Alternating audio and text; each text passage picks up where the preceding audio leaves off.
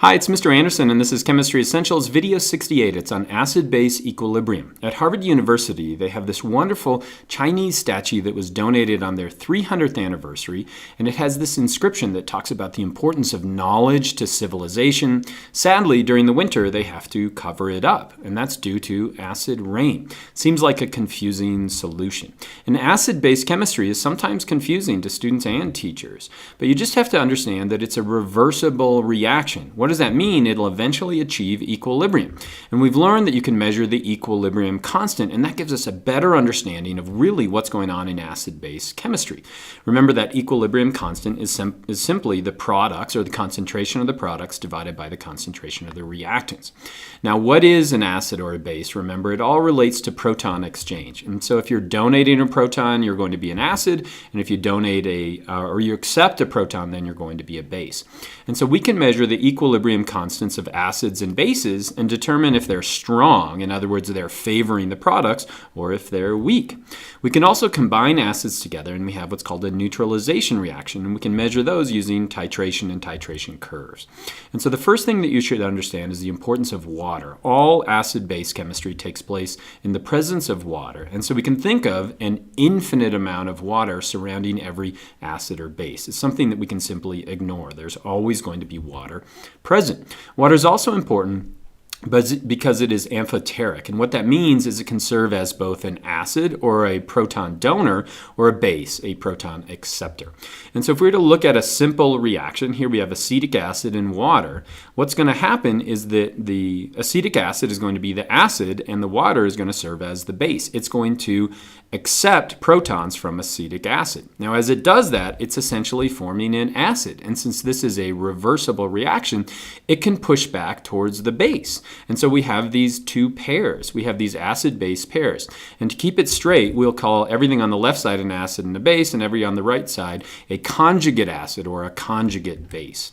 If we were to look at another reaction, in this case we've got ammonia. Ammonia is going to serve as the base, and so the water, since it's amphoteric, in this case is actually donating a proton, and it's forming that ammonium ion, which is the conjugate acid, and then we have the hydroxide, which is going to be the conjugate base. What's cool about water is it can autoionize. That means it can serve as both an acid and a base. And so what we're doing is essentially donating a proton to another water molecule. And so if we look at that, what we're forming is something called hydronium, and then the one that loses the proton is going to be a hydroxide. And we can measure the K value of this. We can measure the equilibrium constant of that.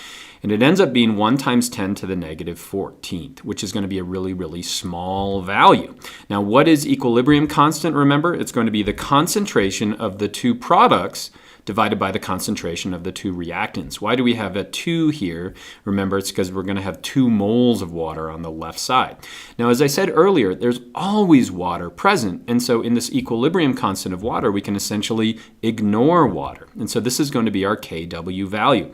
Since it's 1 times 10 to the negative 14th, then we can just figure out that the concentration of hydronium and hydroxide, therefore, must be 1 times 10 to the negative 7th.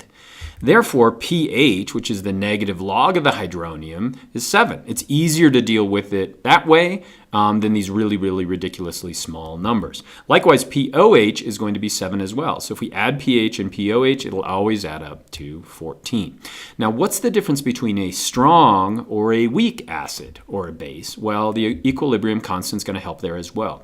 So if we look at acetic acid, in this case, it's donating a proton to water, and so we can figure out its acid ionization constant, which is essentially an equilibrium constant. So if we were to write it out, it's going to be the concentration of the two products divided by the concentration of only one of the reactants, Y. Again, we're simply ignoring water. If we were to measure that, we find it's a ridiculously small number. What does that mean? Since the equilibrium constant is so small, it's actually favoring the reactants. That means most of it is not actually donating its proton. And we call something like that a weak acid. If the Ka value is ever less than 1, in other words, it's favoring the reactants, then we're going to call that a weak acid. And carboxylic acids are notorious for being weak acids. Those are acids that have this carboxyl group in it. Now, sometimes it's hard to measure Ka or deal with those numbers, and so you'll see pKa, which is simply the negative log of Ka. If we were to look at a strong acid now, this is hydrochloric acid combining with water, and figure out its Ka value, it's an incredibly large number. What does that mean? If we have a hydrochloric acid, it's essentially all donating its protons. It's all shifting towards the right. And so if our Ka value is ever greater than 1, that means we've got ourselves a strong acid. And there are simply 6 strong acids that in AP chemistry you should memorize. Hydrochloric acid, sulfuric acid, simply memorize those. And there's a cool YouTube video that shows you how to do that. We also have what are called polyprotic acid. What are those going to be? Those are going to be acids that actually have 2 protons, and so they're going to donate that proton in 2 steps. Now, if we were to look at the general equation then for a acid, it's donating a proton and forming hydronium. We could write it like this. And if we were to look at the general equation for a base, it would look like this. And so we could also use the equilibrium constant of the base. If it's ever going to be less than 1, what does that mean? It's actually favoring the reactants, and it's going to be a weak base. There are 4 groups of those. And if it's ever greater than 1, then it's favoring the products, and these are going to be all of the strong bases that we have. You can see that they're all going to be hydroxides formed by combining with atoms from group 1 and group 2. And so what's a neutralization reaction? That's when we're getting a reaction between an acid and a base. And there are really 3 groups that we could have. We could have a strong acid and a strong base. And what happens there? They all are forming water. We could have a weak acid and a strong base. What's going on there? Well, basically we're going to take that conjugate acid and it's going to form a conjugate base. But remember, it doesn't form all of that right away. And then likewise with a strong acid and a weak base, we're going to have that weak base forming a conjugate acid, and so it's not going to all transfer those protons. And so we can use acid-base titrations to look at that. So what would it look like if we're doing a strong acid and a strong base? Well, let's set this up with a burette. What we're going to do is be adding sodium hydroxide to hydrochloric acid. You can see down here in the Erlenmeyer flask that we have a pH that must be less than 7. We're using phenolphthalein as an indicator.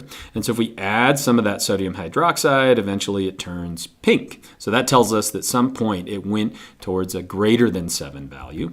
If we were to actually graph the pH over time, it would look something like this when we add a strong base to a strong acid. And so what's going on here? Well, at this point, we're adding a lot of this base. It's converting that acid into water, but the pH isn't changing very much because we have lots of this strong acid still in the container down at the bottom.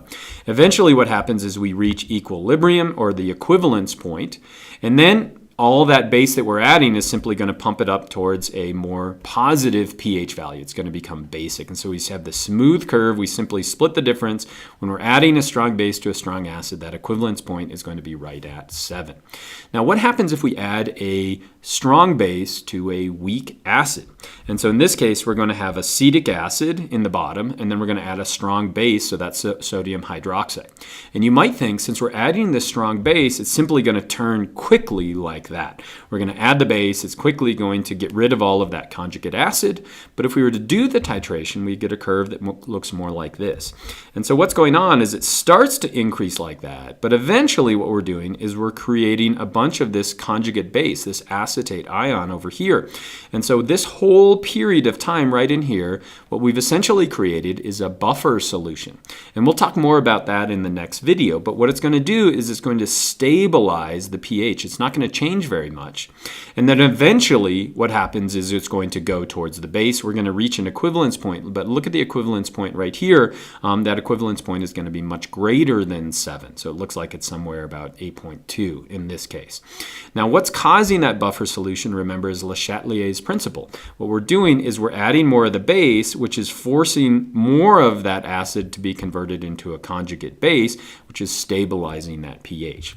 Likewise, if we were to look at a strong acid and a weak base, so we're starting at a really high pH right here. As we add the acid, it starts to drop down really quickly, but now we've created a buffer solution right here, and the equivalence point is going to be lower than 7 in this case. So you should understand what those titration curves look like in each of those 3 different situations. And so did you learn the difference between a strong and weak acid and base? Remember, that's based on the equilibrium constant. Did you learn how strong and weak acids behave in these titration reactions? Did you learn that neutrality, in other words, a pH of 7, requires the concentration of the hydronium and the hydroxide ions to be equal. And then did you understand in each of those three situations what happens during a titration? I hope so, and I hope that was helpful.